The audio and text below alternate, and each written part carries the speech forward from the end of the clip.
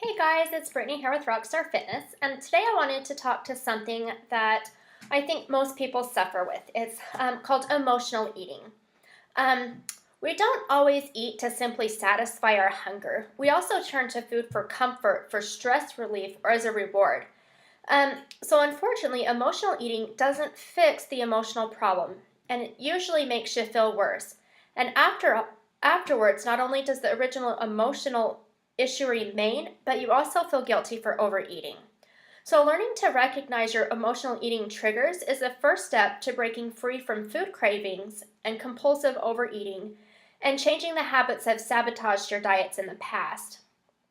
Um, so if you've ever made room for dessert, even though you're already full, or you dive into a pint of ice cream when you're feeling down, you've experienced emotional eating. And it's using food to make yourself feel better. Eating to fulfill emotional needs rather than to fill your stomach.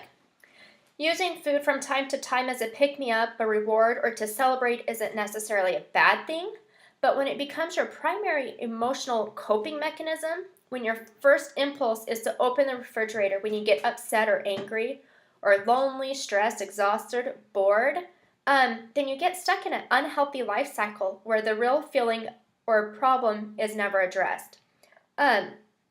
So emotional hunger can't be filled with food.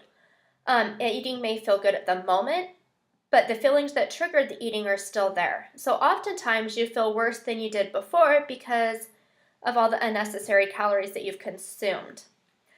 So to decide if you're an emotional eater or not, answer a couple of these questions. Do you eat more when you're feeling stressed? Do you eat more when you're not hungry or when you're full? Do you eat better or do you eat to feel better, so to calm or to soothe yourself when you're sad, mad, bored, anxious, etc.? Do you reward yourself with food? Do you regularly eat until you've stuffed yourself? Does food make you feel safe? Do you feel like food is a friend? And do you feel powerless or out of control around food? If you answered yes to any or most of those questions, then you are most likely an emotional eater. You don't have to be an emotional eater all the time, but it can create a cycle of emotional eating. So first you need to learn how to distinguish the difference between emotional eating or emotional hunger and physical hunger. Emotional hunger comes on suddenly. So it hits you in an instant and it feels overwhelming and urgent. But physical hunger, on the other hand, comes on more gradually. So the urge to eat doesn't feel as dire or demand instant satisfaction, unless, of course, you haven't eaten for a very long time. Number two, emotional hunger craves specific comfort foods. So whether you're physically hungry, almost anything sounds good, including the healthy stuff like vegetables. But emotional hunger craves fatty foods or sugary snacks, and they're going to provide that instant rush. So you feel like you need cheesecake or pizza, and nothing else will satisfy it. Number three, emotional hunger often leads to mindless eating. So before you know it, you've eaten a whole bag of chips or an entire pint of ice cream without really paying attention or fully enjoying it. So when you're eating in response to physical hunger, you're typically more aware of what you're doing. Emotional hunger isn't satisfied once you're full. So you keep wanting more and more, and often you're uncomfortably stuffed.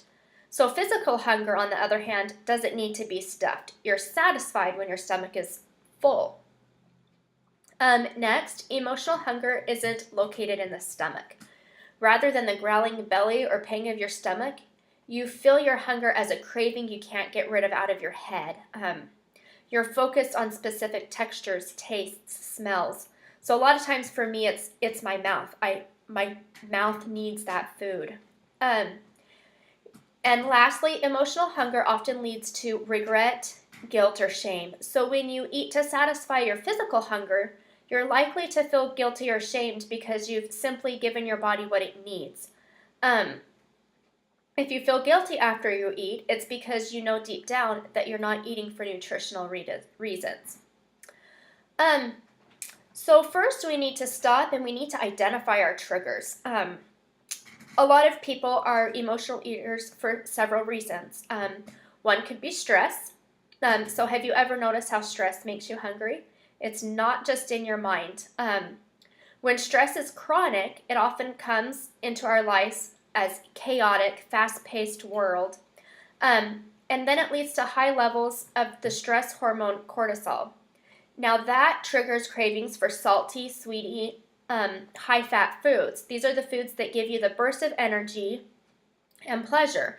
So the more uncontrolled stress you have in your life, the more likely you are to turn to these foods for emotional relief. Now, stuffing emotions.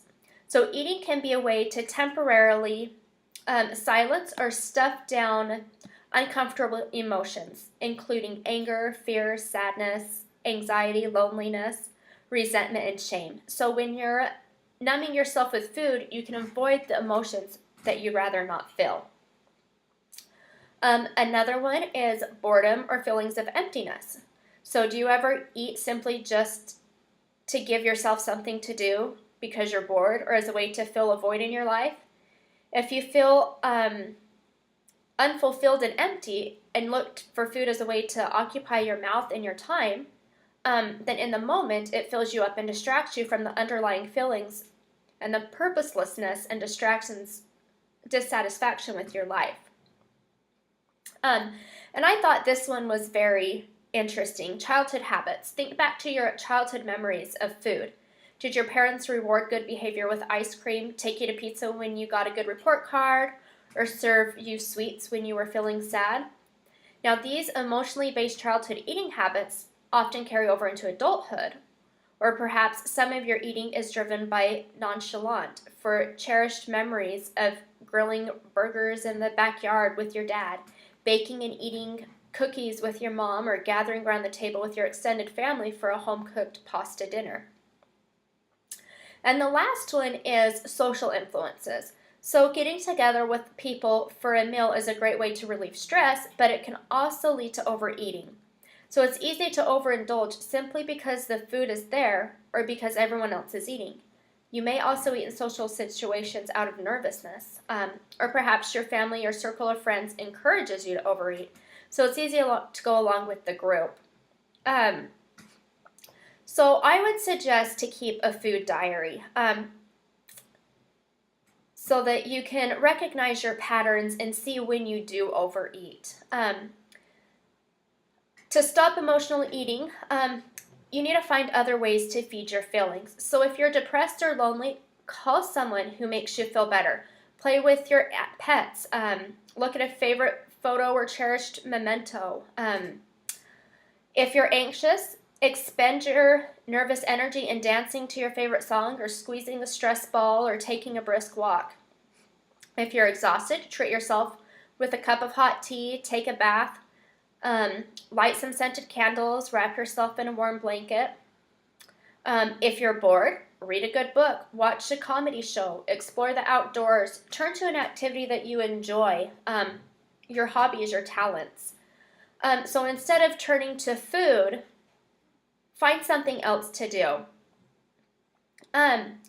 Tip number 3, pause when the cravings hit. So before you give in to that craving, most emotional eaters feel powerless over their food cravings. But when the urge to eat hits, it's all you can think about. You can feel an almost unbearable tension that demands to be fed right now. Because you've tried to resist in the past and you failed, you believe that your willpower just isn't up to snuff. But the truth is, you have more willpower over your cravings than you think. So take 5. All you have to do is put off eating for 5 minutes, and if 5 minutes seems unmanageable, start with 1 minute. Don't tell yourself you can't give in to the craving. Remember, the forbidden is the extremely tempting. So just telling yourself to wait, while you're waiting, check in with yourself. How are you feeling? What's going on emotionally? And even if you end up eating, you'll feel better understanding why you did it.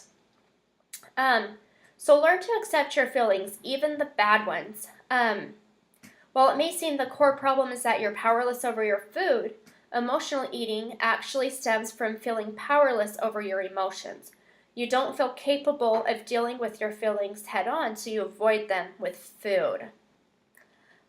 Tip number 4, when you're physically strong, relaxed, and well rested, you're better able to handle the curveballs that life inadvertently throws your way. So make daily exercise a priority. Make time for relaxation and connect with your friends. So I guess the point of this is basically you need to understand why you're an emotional eater and then do something else to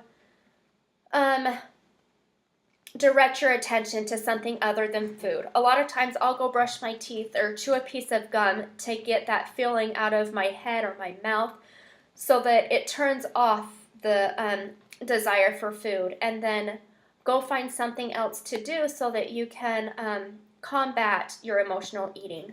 So I hope you have a great day and get a handle on your emotional eating.